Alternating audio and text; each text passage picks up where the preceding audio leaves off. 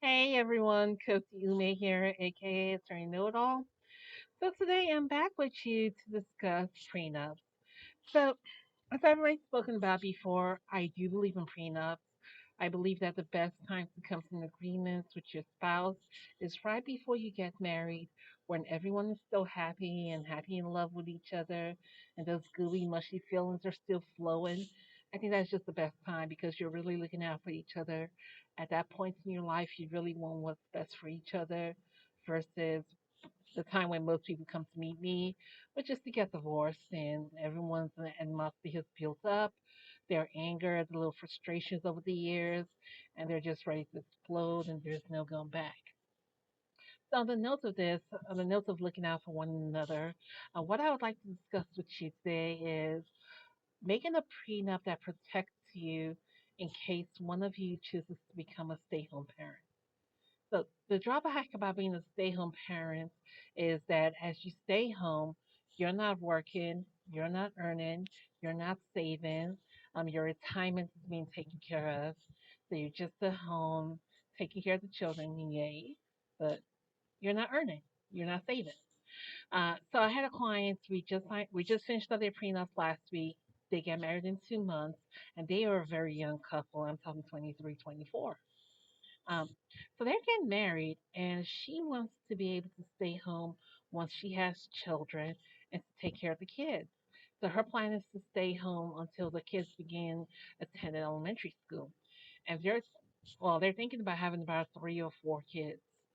So we were discussing this, and if she decides to have 3 or 4 kids and she actually stays home for the first 5 years of each of their lives, she is looking at being out of the workforce for between 7 to 12 years. And that's a lot. Maybe even longer. You never know. So, and that would mean between that time period when she's staying home, her retirement fund isn't being funded. She doesn't really have a savings because all the money's going into the family, the household. So she's just financially dependent and financially reliant on her husband at this point.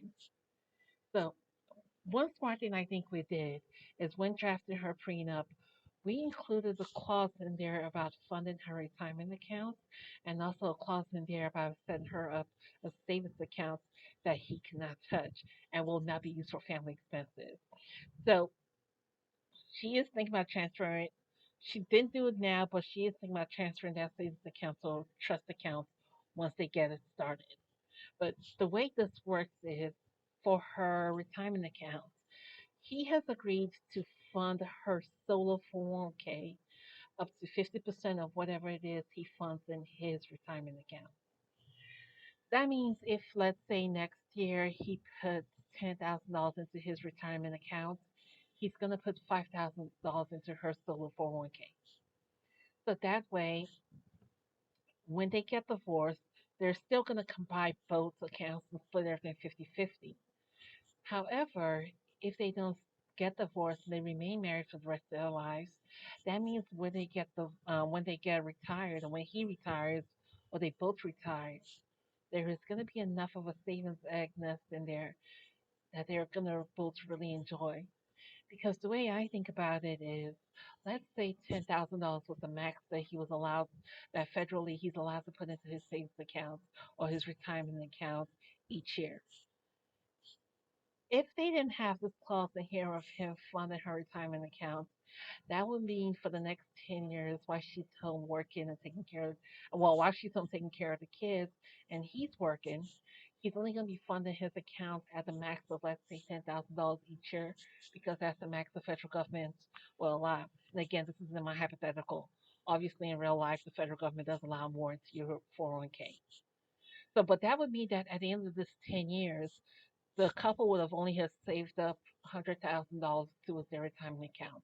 And of course, we're assuming in this hypothetical that he's funded his retirement account to the maximum amount the government would allow, which in this hypothetical is $10,000 per year.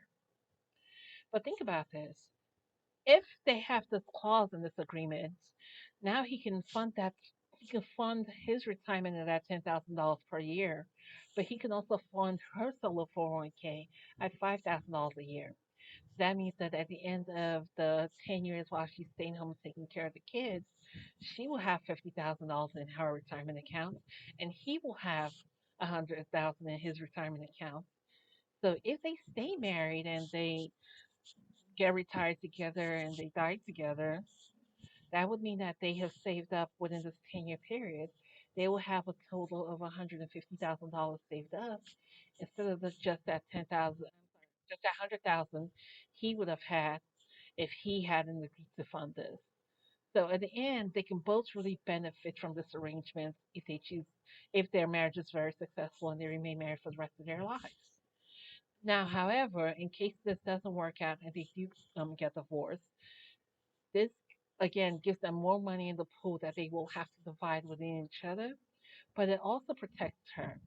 Um, at the end of the day, there's just more money in this pool to divide, and she also gets that little safety, that safety net over there, that safety net, so she can always feel free throughout her marriage. Um, and we also did something similar like this in her savings account. So we agreed that he will be funded a percentage of her, he'll be funding her savings account to a percentage of his income after taxes every month. Let's say if after taxes he'll be receiving $1,000. So instead of spending all that 1,000, well, all the $1,000 or whatever it is the family needs to be done, what will come first out of the top of that $1,000 in the first year of their marriage while she is staying at home is going to be, let's say, $50 to her savings account. And then that would mean the family will have $950 left to pay their bills and live and take care of themselves during that 1 month period.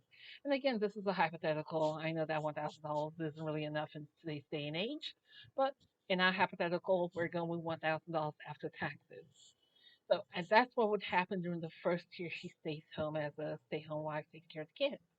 Then during the next year, that amount instead of $50 for instead of $50 each month going to fund her savings account, the next year, the second year of her staying home to take care of the kids, that amount would go up to let's say $75. So each year, this will gradually increase and it will get capped. So in our scenario, it does get capped um, pretty quickly. Because again, the whole point here isn't to give her money, isn't to pay her for being married. The whole point here is to protect her in case she does get divorced, to make sure there is at least enough money for her to move out the house and I don't know, move out the house and maybe pay her rent and take care of the kids for like the first couple of months after their separation or during their divorce. So we put the savings account on a graduated scale that starts off pretty low and gets capped at a reasonable point. And we have to go back and forth with his attorney to figure out what that reasonable point is of capping. So either way, I just thought this was a very good idea.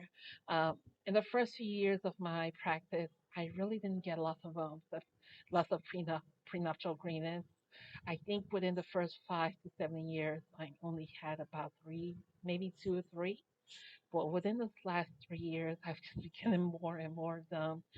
And I personally like them. I know not all attorneys like prenups, but I like them because they force you to think creatively about things. Um, Things we see at the end of a divorce where we go, oh, well, there's nothing we can do about it now because this is the law and there was no agreements ahead of time. We can now address, well, I can now address those issues that I can't really fix at the end of a divorce. I can now address them now at the beginning with this prenup. I don't know. I like them. But something that happened last week, the parties are getting married. They will be married in 2 months. Very happy for them. And as I said, I'm getting more and more prenup cases. So I'll come back to you with more and more interesting things that you can and cannot do during with a prenup. Well, let me know if you have any questions below. Feel free to leave a comment. If you have any suggestions for future videos, also feel free to leave a comment. And please don't forget to like and subscribe. It really helps me to know people are actually watching this. And that way I can keep on creating more content. As I said, in this new year, I do want to put more information out there. I do want to regularly keep you guys updated. And whatever it is that interests you, I would like to be able to answer it.